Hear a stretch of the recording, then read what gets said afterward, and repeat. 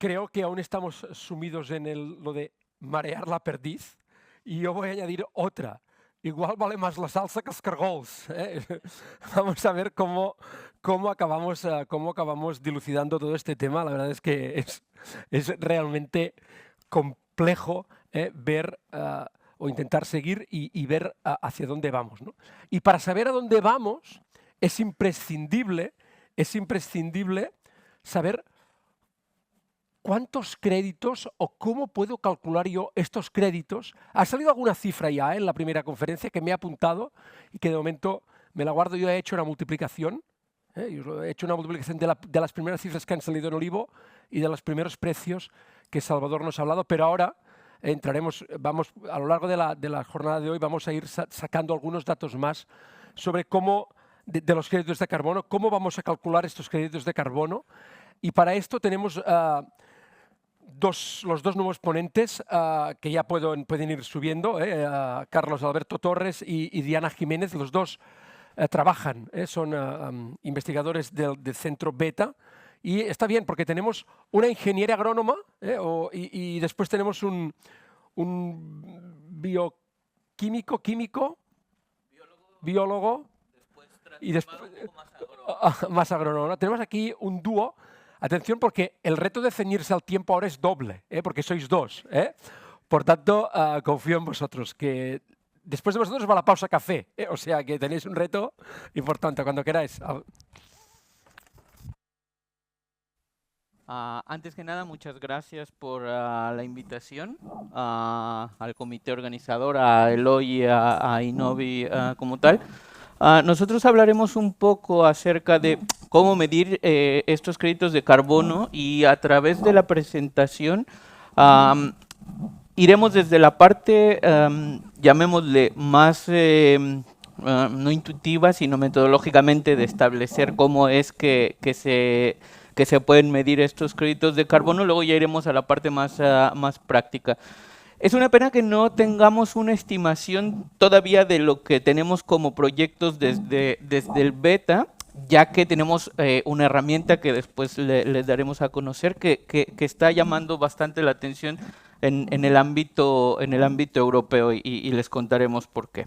Pero bueno, entonces, ¿cómo se miden estos créditos de carbono? Les decía el contenido, una parte muy introductoria, cómo funciona el mercado de carbono, cómo se generan y cómo se miden.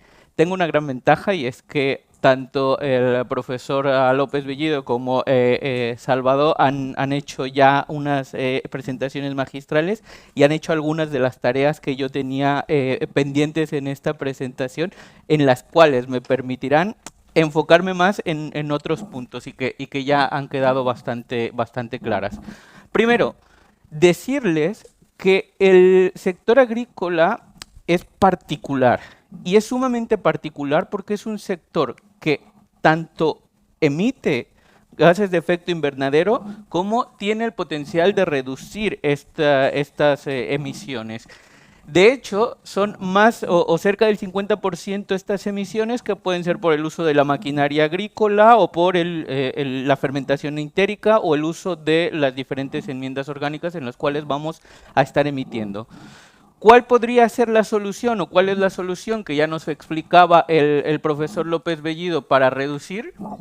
La agricultura regenerativa puede ser una de ellas, o el manejo sostenible y el mejoramiento de las prácticas agrícolas, con esta explicación formidable y una de las primeras diapositivas donde ponía todas estas gestiones agrícolas que permitían reducir y sobre todo secuestrar carbono en los suelos. Enfocándonos ya un poco más en la parte de la viticultura regenerativa, que es el tema que nos trae aquí y que es el que quiero que quede más claro, tenemos que saber, y creo yo que no les contaré nada que no sepan ustedes, y es acerca de los beneficios de la viticultura regenerativa. Por un lado, tenemos los beneficios tanto en la cadena de suministros, pero también a nivel cultivo. Mencionaré algunos y dejaremos las diapositivas también, y es el fortalecimiento de las relaciones con los proveedores, también el llegar más rápido a estos objetivos de sostenibilidad como parte de una corporación, Y luego pasaremos a la parte de gestión en el cultivo, en donde siempre vemos una multiplicidad de beneficios que tienen que ver con la mejora del cultivo, con la resiliencia del mismo, pero sobre todo con la mejora de la condición del suelo en términos de salud y la retención de agua, que en un clima o en los climas mediterráneos y sobre todo en la viticultura son vitales. Es decir, si podemos manejar y podemos tener claro que estamos incidiendo directamente de ahí, ya tenemos puntos extra ganados en este sentido. Y por último, y que es lo que nos trae aquí también, es adicionar o tener ingresos extra por generar estos créditos de carbono y cómo es que estas prácticas nos permitirán tener estos inputs adicionales en nuestra cadena de suministros. No voy más rápido porque ya sabemos que un crédito de carbono es la reducción o remoción de una tonelada de CO2 equivalente, es decir, el equivalente en gases de efecto invernadero de una tonelada, y que el mercado voluntario, y me centraré solamente en el mercado voluntario en este caso, es este mercado y esta red de comercio que incentiva tanto a la agricultura regenerativa como otro tipo de manejos en la agricultura a reducir emisiones y secuestrar carbonos, promoviendo también la sostenibilidad económica en el sector agroalimentario, y yo lo expandiría un poco más, no solamente en el sector agroalimentario, sino en aquellos que estén interesados en reducir sus emisiones comprando este tipo de créditos de carbono, ¿no? Vale, ahora sí.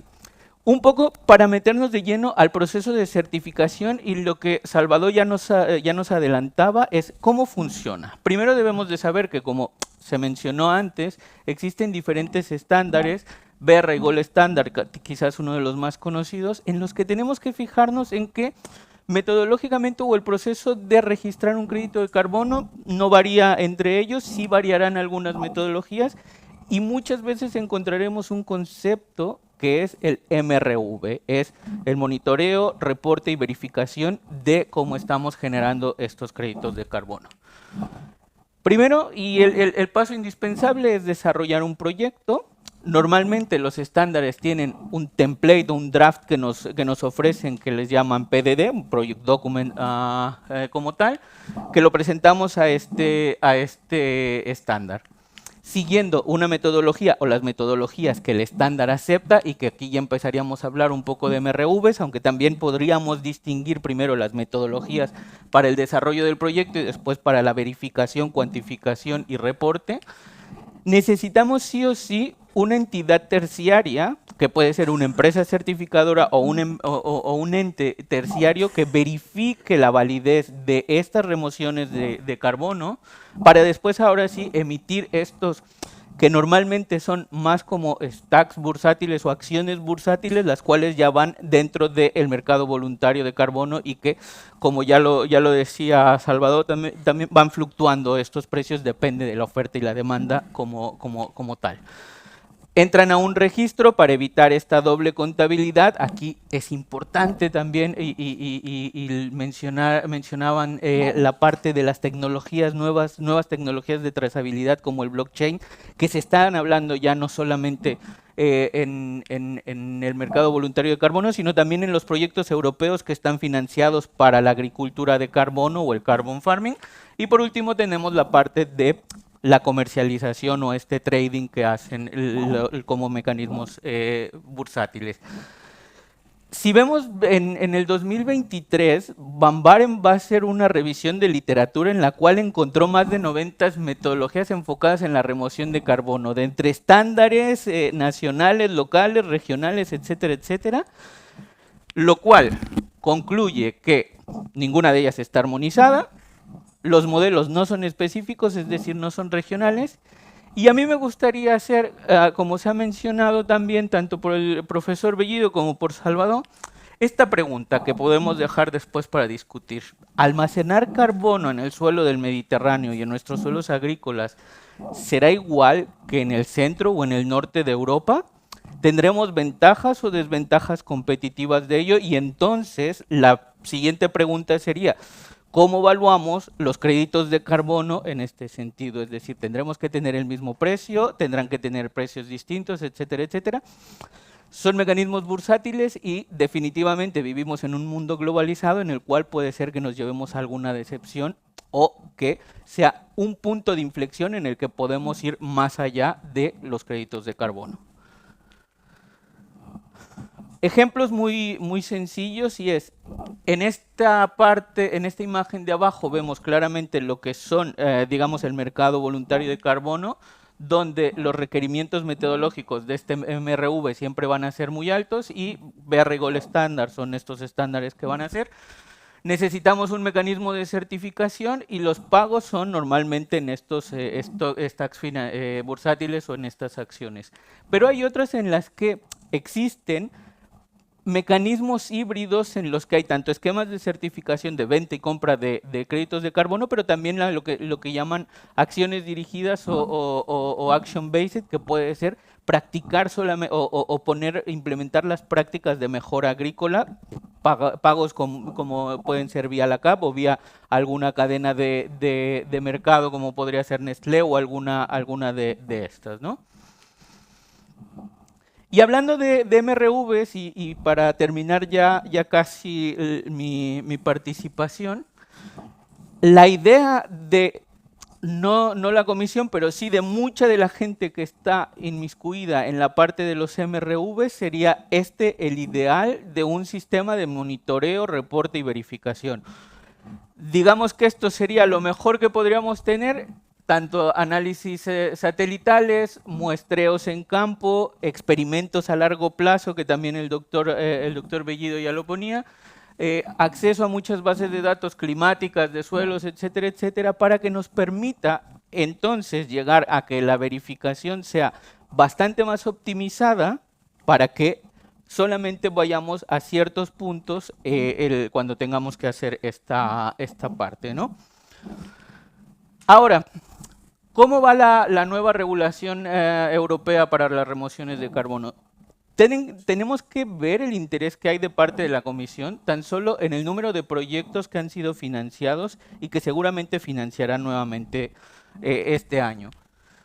Tengo que hacer un poco de autopromoción porque desde el beta estamos coordinando el Carbon Farming Med, que va de establecer estos mecanismos y este framework metodológico para el Mediterráneo, y que nos ha permitido seguir paso a paso la certificación, el proceso actual. Hay esta revisión de metodologías que ya hay algunas publicadas, hay otras que todavía están en draft, pero que definitivamente la parte del criterio de quality que nos explicaba Salvador son uno de los puntos de inflexión. Es decir, la adicionalidad tendrá que ser, en muchos casos, el punto diferencial de lo que puede ser la valoración de nuestros créditos de carbono, y que aquí también yo tengo que decir que la Comisión se ha visto se ha acercado a nosotros desde el Carbon Farming Med a pedir datos y estimaciones económicas, porque estamos desarrollando un modelo tecnoeconómico de valorar hasta qué punto un crédito de carbono podría ser, digamos,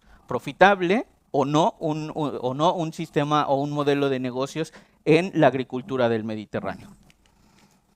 Y la última, ¿cuáles son los retos y limitaciones en este caso?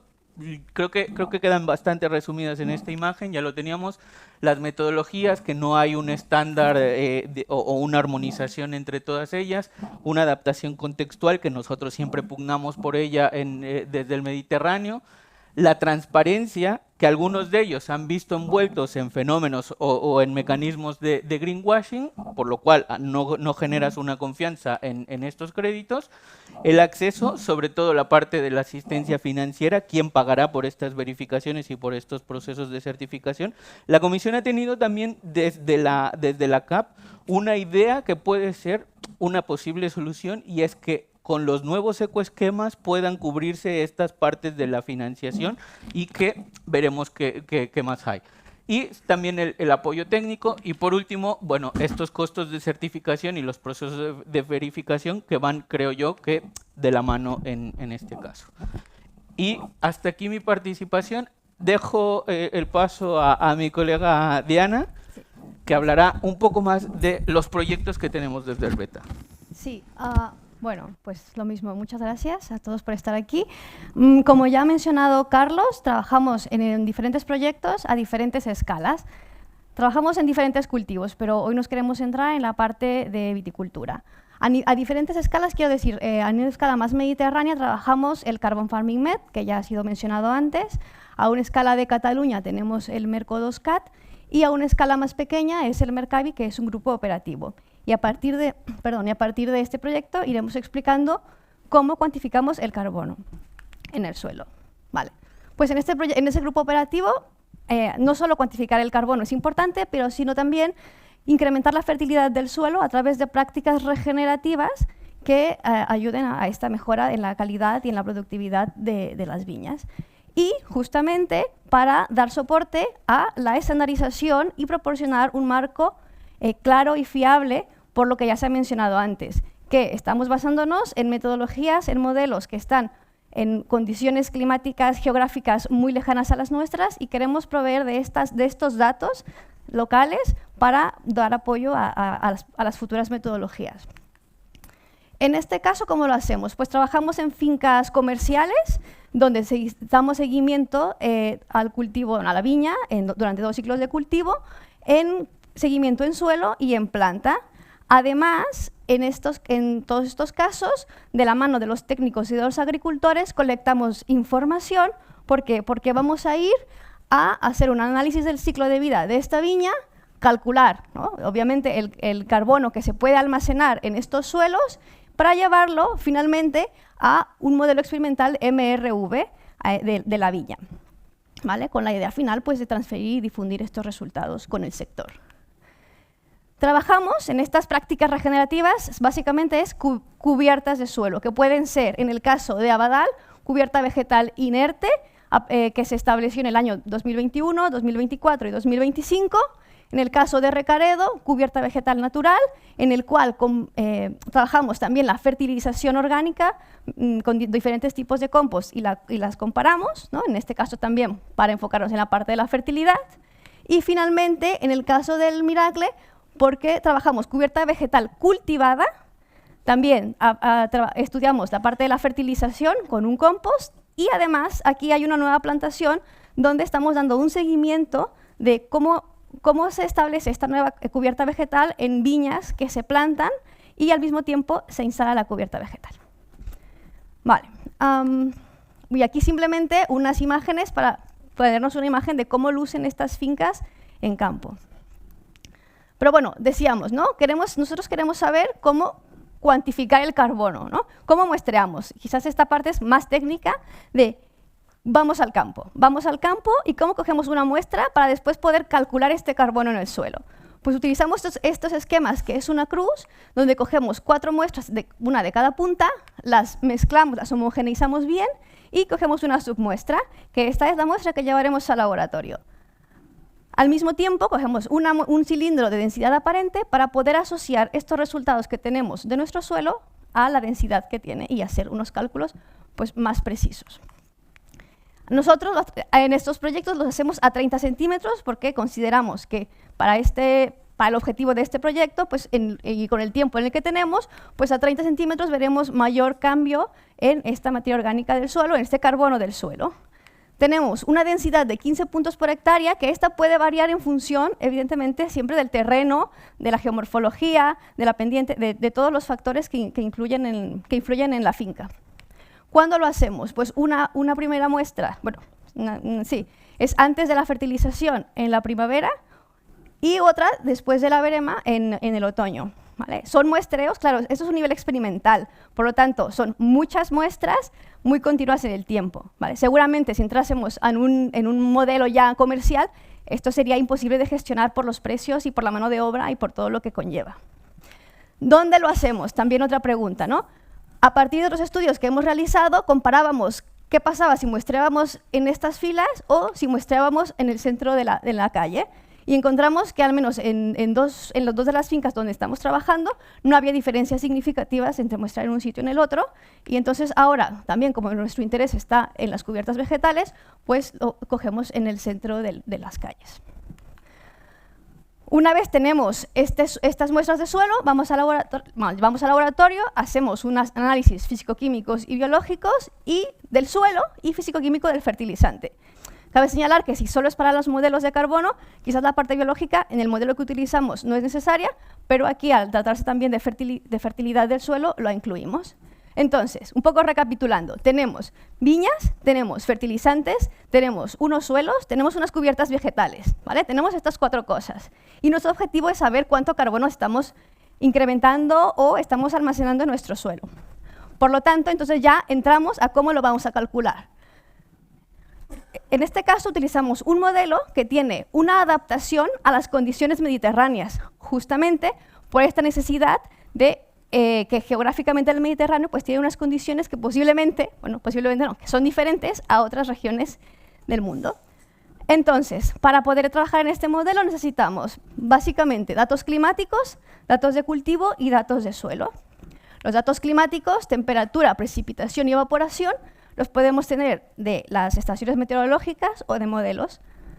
Los datos del cultivo, pues son todo el seguimiento del cultivo, las prácticas agrícolas que se llevan a cabo, el tipo de cubierta de suelo, el tipo de fertilización, el tipo de labranza, si la hay. En el caso del suelo, tenemos que necesitamos incorporar valores como contenido de arcilla, densidad aparente, fracción de carbonatos, carbono orgánico inicial y después todos los aportes que estamos haciendo, tanto con la cubierta vegetal como con los fertilizantes. Y entonces ya entramos a nuestro modelo, cómo calcular, y no entraremos en los detalles de cómo son las entrañas de estos modelos, simplemente decir que el modelo considera que hay unas entradas de carbono por estas cubiertas vegetales o residuos vegetales, más la fertilización orgánica, y todo esto entra en una serie de cálculos donde esta materia orgánica se transforma dentro del suelo. ¿Y por qué se transforma? Pues porque está afectada o la velocidad de transformación está en función de estas variables, tanto climáticas como del suelo. Y nos va a dar, o nos va a poner el carbono cuantificado en 5 diferentes pools o reservorios, que aquí lo llaman material vegetal fácilmente descomponible, material vegetal resistente, biomasa microbiana, materia orgánica humificada y materia orgánica inerte. Entonces, una vez tenemos estos cálculos, tenemos unos valores, después de un periodo de tiempo, puede ser un ciclo de cultivo, de carbono en cada uno de estos reservorios.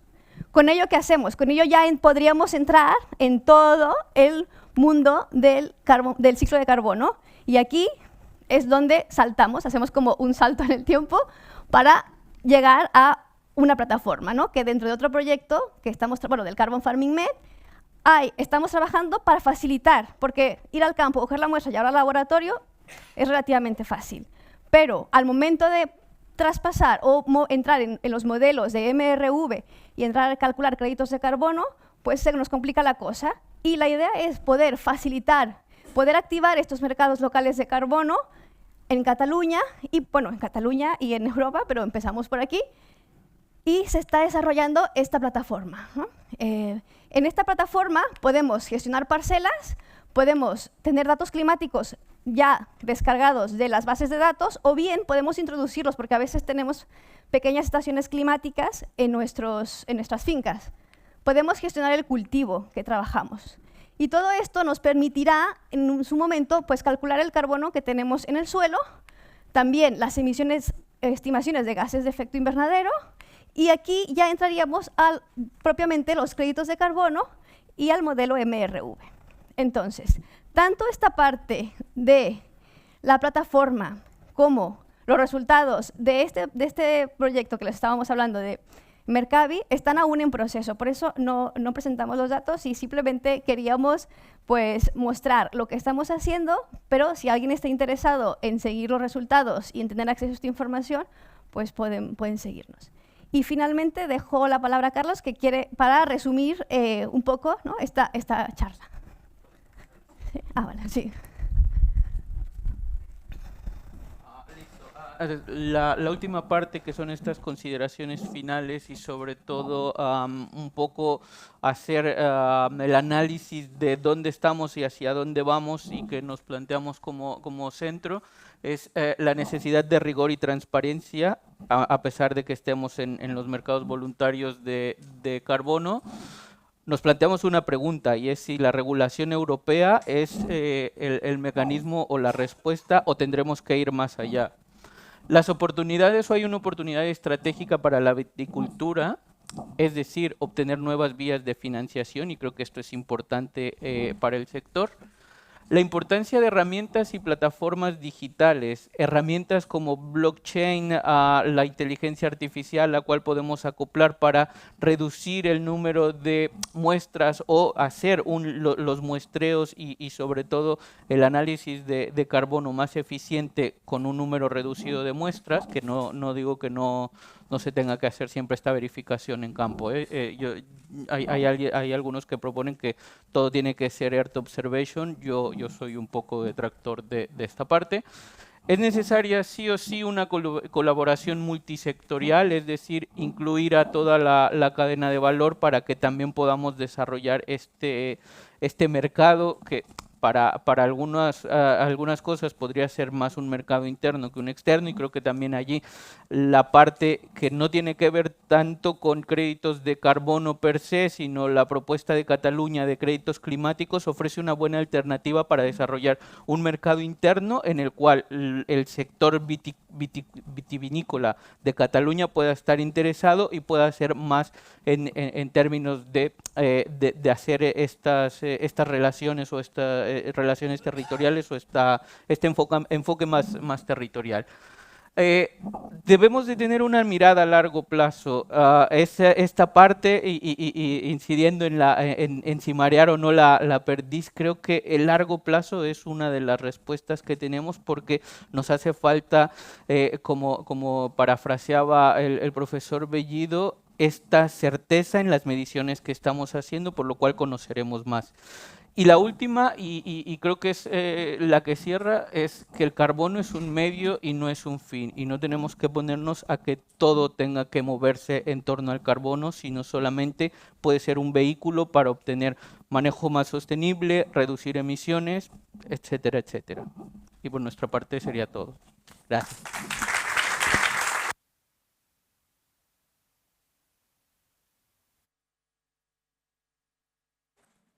Carlos Alberto, Diana, nos habéis dejado con la miel en los labios, ¿eh? Vamos con ese tipo de frases. Ahora vamos a ver los resultados, bueno, pues os esperamos, ¿eh? Estamos ansiosos de saber los resultados del proyecto Mercavi, como estamos ansiosos de saber muchos más resultados de otros proyectos que están en marcha, en algunos de los cuales Innovi está coordinando. Tenemos aquí a Albert Domingo, que está liderando un proyecto en el Pla de Manlleu, también, Albert Domingo, ¿no? Que se llama Carbon Flow, de incorporar materia orgánica. Tenemos aquí también gente que está trabajando en un proyecto en el Penedès sobre cubiertas encuixinats, ¿no? Es decir, hay mucha efervescencia y, por tanto, entendemos que dentro de poco tiempo vamos a tener muchos más resultados, y resultados muy concretos aplicados a nuestro clima y nuestras variables meteorológicas y edafológicas. Justamente lo que os quería comentar es que ahora toca el coffee, toca la pausa. La segunda parte vais a ver que vamos a mutar de los créditos de carbono a focalizarnos en el suelo y cuáles son las variables del suelo. También vamos a empezar con un cierto riesgo, porque la primera ponencia después del coffee no va a ser presencial. Vamos a ver si ens en sortim.